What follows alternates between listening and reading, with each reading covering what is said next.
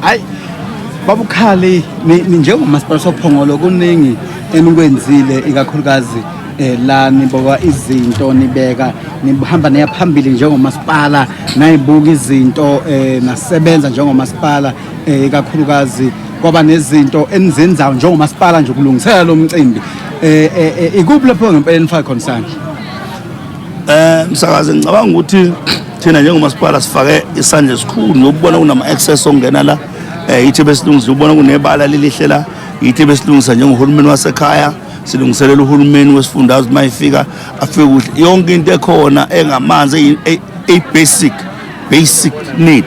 ibiyenziwa yithi uthi yenzeke okunye nokunye ke na umasipala uqobo wasophongolo phinde wangenelela wanikela ngamaguqa amabili ukukhulekela inkosi ukuthi njengoba ingena esihlalweni nje ngokusemthethweni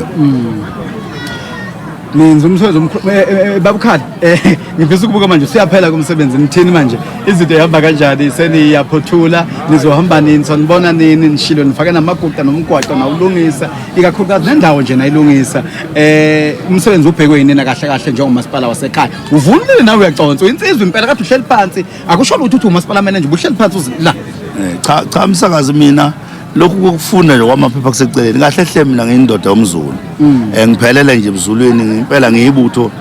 lengonyama yabuza ngabuthwa nje so uma kukhulunywa ngento ethinta isizwe samaZulu sokuthinta keminqo enhlizweni usuphilile umcimbi thina njengabantu basekhaya sihlezi asihambi uze kuhambe zonke ihambi sila okunye ngiyekusho Msakazi ukuthi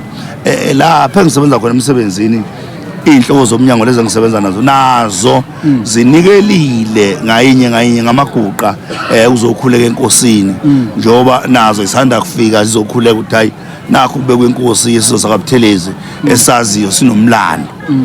kodwa nje thina sihleli ke la sezizonke nje inkomo ke ngaphansi kamasipala zengaki manje amaguqa awuzigcine zo7 gcine sezo7 ngoba khona ke amasipala ezimbili bese kuba khona zabaqondisi ezine bese kuba khona neyama